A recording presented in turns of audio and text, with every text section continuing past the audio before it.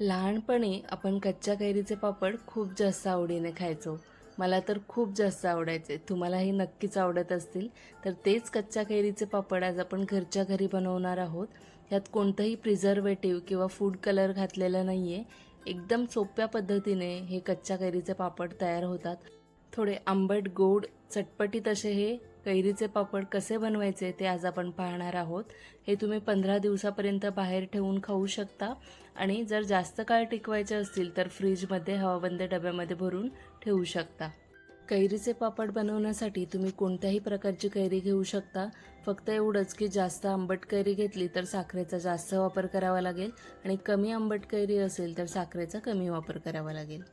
कैरी मी स्वच्छ धुवून घेतले. आता ती सोलून घेऊया. त्यानंतर आपल्याला ह्याचे तुकडे करून घ्यायचे आहेत आणि जो बाठा आहे म्हणजे कोय आहे ती वेगळी करून घ्यायची. मी घेतली आहे ती लाडवा जातीची कैरी आहे. तुम्ही कोणत्याही प्रकारची घेऊ शकता. तर आता या सगळ्या कैऱ्या मी सोलून घेणार आहे आणि त्यानंतर आपण ह्या कट करून घेऊया. या कच्च्या कैरीचे पापड आपण मार्केटमधून आणतो, सेम तशाच चवीचे लागतात आणि वाटणारच नाही तुम्हाला की तुम्ही घरी बनवलेले आहेत. सेम मार्केटमधून आणतो तसे तयार होतात. कैरी सोलून झाली की मग आपण याचे असे काप करून घेऊया, बारीक बारीक तुकडे करून घेऊया.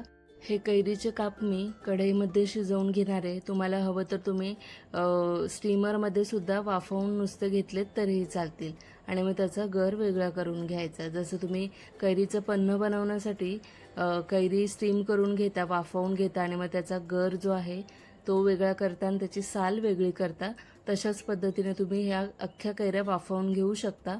पण मी इथे अशा पद्धतीने तुकडे करून मग ते कढईत शिजवून घेणार आहे.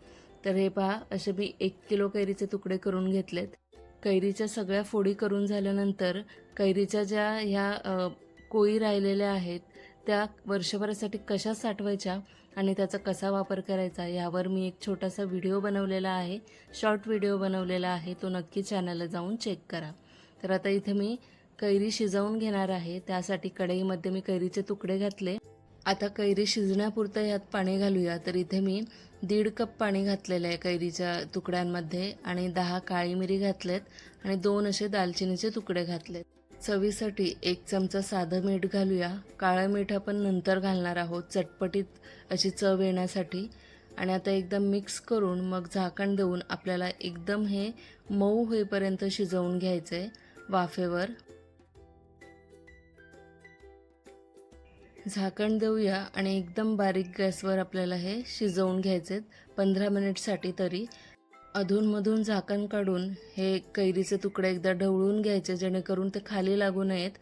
10 मिनिट झालेले आहेत आणि हे कैरी शिजते पण अजूनही चमच्याने असं मिक्स करताच एकदम मॅश नाही होते. म्हणून अजून थोडा वेळ आपण हे शिजवून घेऊया. फक्त अधूनमधून मिक्स करायचंच आहे कारण ते खाली लागू नये. खाली लागलं तर मग कैरीची चवसुद्धा बिघडू शकते. त्यामुळे ही कैरी शिजवताना जाड तळ्याची कढई घ्यायची. मी जाड तळ्याचीच कढई घेतलेली आहे, तरीसुद्धा लागू शकतं. त्यामुळे अधूनमधून मिक्स करायचं.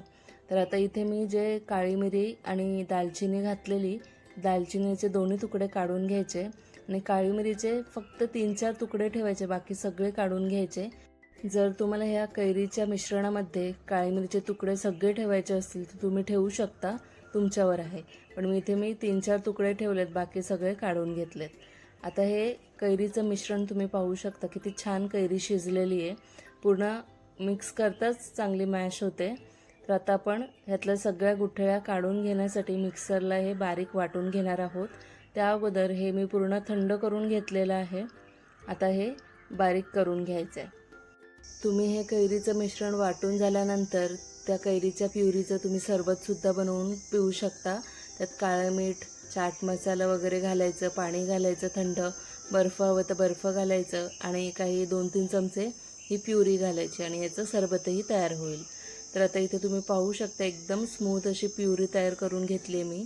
ती आता घालायची आपल्याला एका कढईमध्ये आणि बारीक गॅसवर सतत ढवळत हे आपल्याला शिजवून घ्यायचं आहे. तर आता आपण घालणार आहोत 1 कप साखर. इथे मी घेतलेली कैरी थोडी कमी आंबट आहे, म्हणजे खूप आंबट नाही आहे. त्यामुळे मी 1 कप साखर घेतलेली आहे. जर तुम्ही घेतलेली कैरी आंबट असेल तर तुम्हाला इथे पूर्ण 1.25 ते 1.5 कप साखर घालायची आहे. हे मिश्रण तळाला लागू नये त्यासाठी सतत ढवळत राहायचं. काही वेळानंतर इथे साखरसुद्धा पूर्णपणे विरघळलेली आहे. आता आपल्याला जे कैरीचं पाणी आहे आणि साखरेचं पाणी आहे ते पूर्णपणे आटेपर्यंत हे शिजवून घ्यायचं आहे. चांगलं आपल्याला घट्ट करून घ्यायचं आहे. काही वेळानंतर कैरीचं मिश्रण छान घट्ट झालेलं आहे. या मिश्रणामध्ये कैरीचा आंबटपणा आहे, साखरेचा गोडवा आहे, पण अजून चटपटीतसुद्धा व्हावं त्यासाठी मी इथे 1 चमचा काळं मीठ घातलं आहे.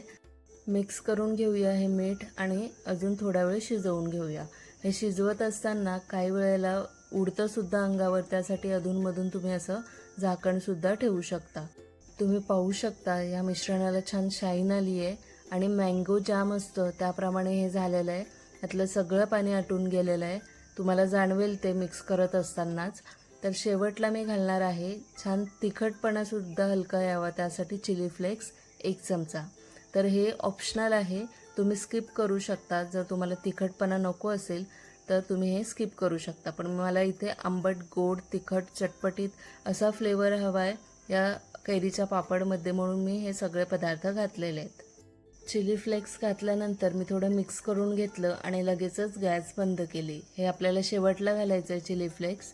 आता आपण हे मिश्रण पूर्ण थंड न होऊ देता गरम गरम असतानाच पटापट ताटांमध्ये पसरवून घेणार आहोत. स्टीलच्या ताटांना थोडंसं तेलाने ग्रीस करून घ्यायचं आणि तुम्हाला जेवढं पातळ जाड हे पापड हवेत त्यानुसार तुम्ही इथे हे मिश्रण घालून घ्या. तर मला थोडं हलकं मीडियम जाडीचे हे पापड हवेत किंवा आंबावडी म्हणू शकता.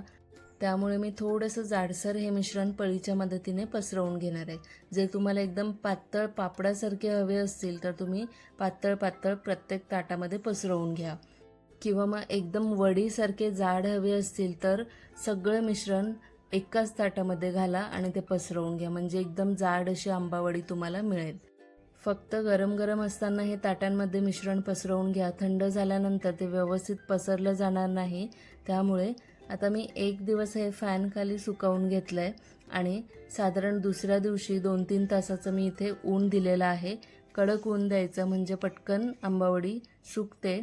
जर तुम्हाला ऊन जास्त नसेल तर तुम्हाला 2-3 दिवस लागू शकतात हे कैरीचे पापड सुकण्यासाठी. ताटांमध्ये घातलेलं हे मिश्रण खूप छान पद्धतीने सुकलेलं आहे आणि मी असे काप करून घेतलेत आणि तुम्ही पाहू शकता किती सुंदर दिसायला दिसत आहे. चवीलाही तेवढेच जबरदस्त झालेले आहेत. एकदम लहानपणाची आठवण करून देतात हे कैरीचे पापड. तर आता मी अशा पद्धतीने रोल करून सगळे आंबावडी तयार करून घेणार आहे.